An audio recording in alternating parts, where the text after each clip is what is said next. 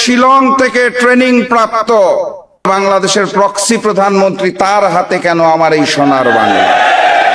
কেন সন্ত্রাসী সংগঠন ইসকনকে বাংলাদেশে 120 কোটি টাকার জমি মাত্র 2 লক্ষ টাকায় তুলে দেওয়া হয়েছে? বিষয়বস্তু দ্বিতীয় লাইনে দেখবেন লেখা আছে সংকটের মুখে দেশ। প্রশ্ন হচ্ছে সংকটটা সৃষ্টি হলো কেন? সেটার উত্তর প্রথম লাইনেই দেওয়া আছে, গণভোটের রায়ের বিরুদ্ধে সরকার। এখন যেই গণভোটের পক্ষে আমরা সবাই ছিলাম নির্বাচনের আগে, সেই গণভোটের রায়ের বিরুদ্ধে সরকার হঠাৎ করে কেন গেল, এই বিষয়টা একটু বুঝে দেখতে হবে। এখানে একাডেমিক যারা আছে তারা কথা বলবেন, আমরা শুনবো। আমি আজকে দীর্ঘ বক্তব্য দিব না, আমি খালি কিছু প্রশ্ন রেখে যেতে চাই আপনাদের সামনে, যে কেন গণভোটের রায় সরকার গ্রহণ না করে সংকটের মুখে ফেলে দিল দেশটাকে। আমাদের যে কথাগুলো কেউ বলবে না, সেই কথাগুলো আমি একটু আপনাদের ধরিয়ে দিয়ে চলে যেতে চাই।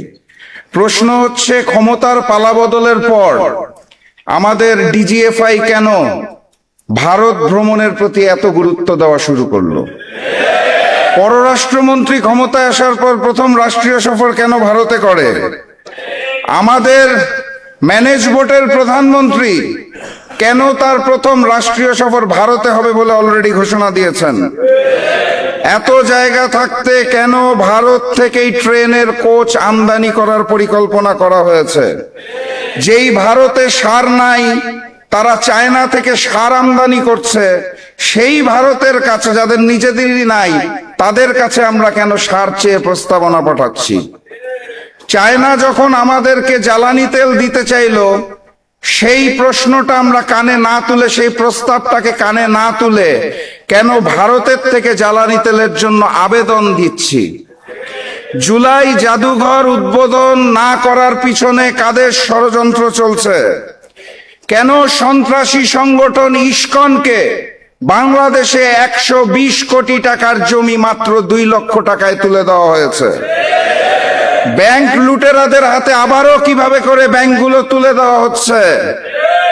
প্রশ্ন করতে হবে, শিলং থেকে ট্রেনিং প্রাপ্ত সেই নেতা, যিনি বর্তমানে বাংলাদেশের প্রক্সি প্রধানমন্ত্রী, তার হাতে কেন আমার এই সোনার বাংলা?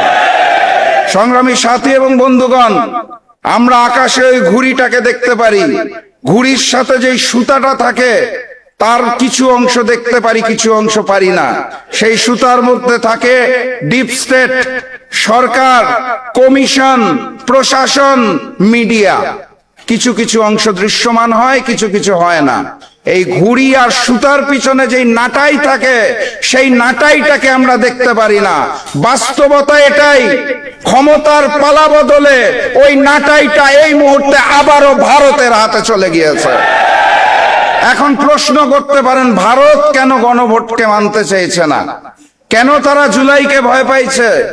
কারণ খুব সাধারণ, অগাস্ট মাসের 5 তারিখে শুধুমাত্র ফ্যাসিস্ট শেখ হাসিনা এবং আওয়ামী লীগের পতন হয়নি, সেদিন ভারতীয় আধিপত্যবাদ বাংলার জমিন থেকে পরাজিত হয়েছিল।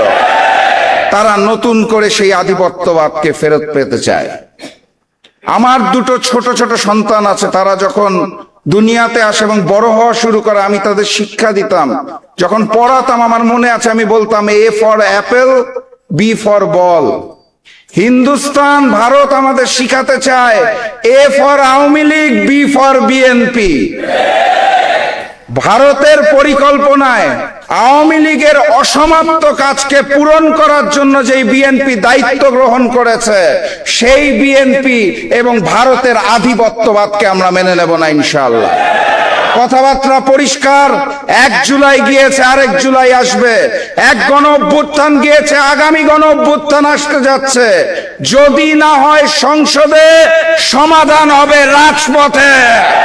নতুন গণ অভ্যুত্থানের প্রস্তুতি নিন, দেখা হবে বিজয় ইনশাআল্লাহ। বিজয়ের পথে যাত্রা শুরু, জীবন অথবা মৃত্যু। আসসালামু আলাইকুম।